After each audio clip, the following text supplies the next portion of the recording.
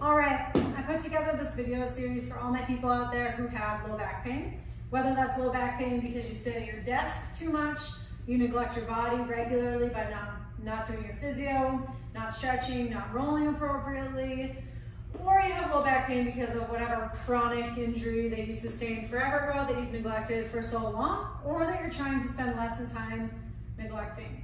One other thing that I find that typically causes some low back pain for people is not being aware of what your spine is doing throughout the whole rest of your day. So you can lift with perfect technique, build it up, move properly, and have your back be fine.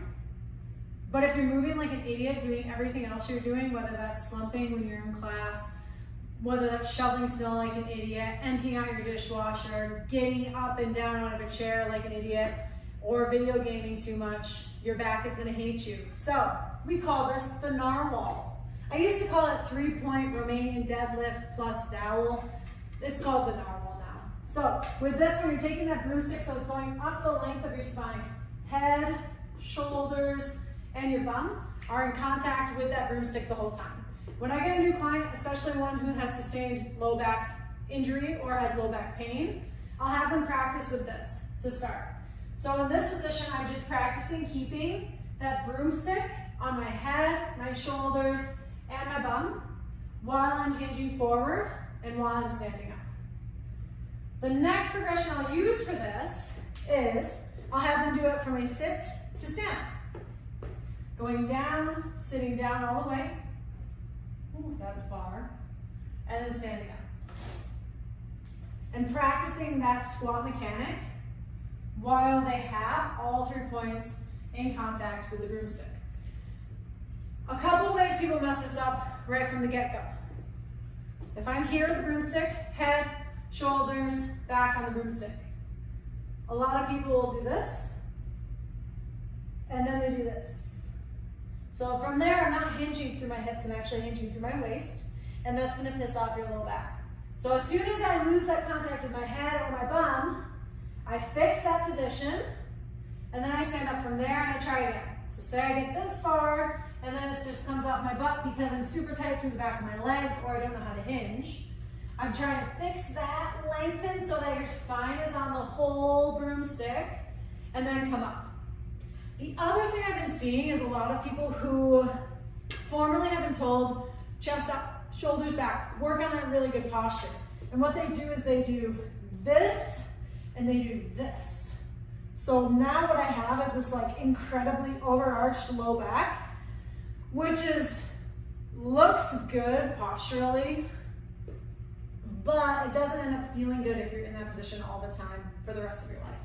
So when I have those people do this broomstick exercise, I'll have them slip their hand into the small of their back, and they hook their thumb around that broomstick. And from there, they're trying to draw their rib cage down and actually connect their ribs to their hips. And then we add that hinge and come up. What a lot of them want to do is they want to hinge and they want to do this, where I have this massive gap between the broomstick and my hand and my back. Your back is going to hate you if you do that. And a lot of the injuries and pain I'm seeing lately is actually people doing too much of that overextension, and not necessarily the old gargoyle spine that we used to see. A lot of it is being that overarching, overextending. So a couple ways to practice this. Just straight up, narwhal, hand on back, hand on head. I have people start with 5 times, right hand over, 5 times left hand over, progress that, sitting down onto a box, and then standing up. The next progression that I use for the narwhal 3-point position on your back, and people think I'm bullying them when I do this, and I'm not, because I do this to so many of my people, and I typically will do this in a one-on-one session only, but I actually have, with a lot of my osteoporosis clients, I have them take the broomstick. Ladies, tuck it into your sports bra, okay, so it's going down your sports bra, and then you're also gonna tuck it into the top of your pants. So now, I can go hands-free with my broomstick on my back. What this does a really good job of is giving you an opportunity to practice moving properly, doing all the things that people typically mess up doing.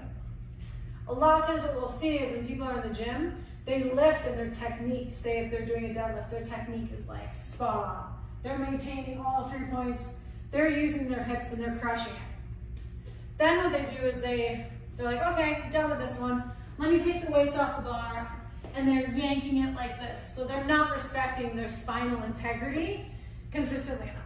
Another thing I'll see is if people are picking stuff up from a dumbbell rack, they'll come over and they're like, okay, I'm going to use this one, I'm heaving it off the rack. No, I want you to practice with all 3 points of contact. Bend the knees, push your butt back, keep this.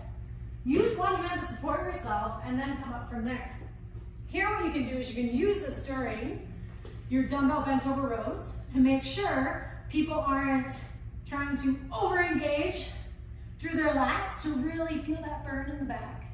Or if they're having a hard time coming out of, I call this like snail spine or gargoyle spine. If they're having a hard time with that spinal alignment in their bent over row, giving them the cue of, okay, I need your bum in contact here, I need your back to be in contact between your shoulder blades and your head in contact the whole time. More recently, what I've been doing for my people, as soon as we start practicing our hinging, especially with weights in their hands. So they've proven to me they're worthy of putting dumbbells in their hands or a barbell in their hand. And then I give them their dumbbells, and that's all they're thinking about, is their dumbbell or their barbell. So they're hinging like this and like, yeah, I really feel that deadlift, I feel it in my low back. Okay, well that means you're hinging like an idiot, so stop it. And I've actually taken the broomstick for a couple of people and had it on their back here. Bend the knees, and then I'm trying to maintain this position and really feel that stretch in my hamstrings, and then squeeze my bum to stand up. As soon as people are, well, less overwhelmed by having an object in their hands, and they're really focusing on sliding their hips back as they're doing their Romanian deadlift, and maintaining position in their spine, their backs tend to get a lot happier. So that's just a little trick of the trade that I wanted to show you. Like I said, I'll use this during like some small group training sessions, maybe. Mostly it's one-on-one consultations, initial assessments. If I have someone who has severe osteoporosis, always, always, always, that way you're not putting them at any risk in their movement mechanics. If you work with people and talk to them about what they're doing outside of here in Calgary with all the snow we have, how are you shoveling? What's your position? How are you picking stuff off the ground? Some people it's like, okay, do you empty your cat litter bin? What are you looking like whenever you're emptying the dishwasher?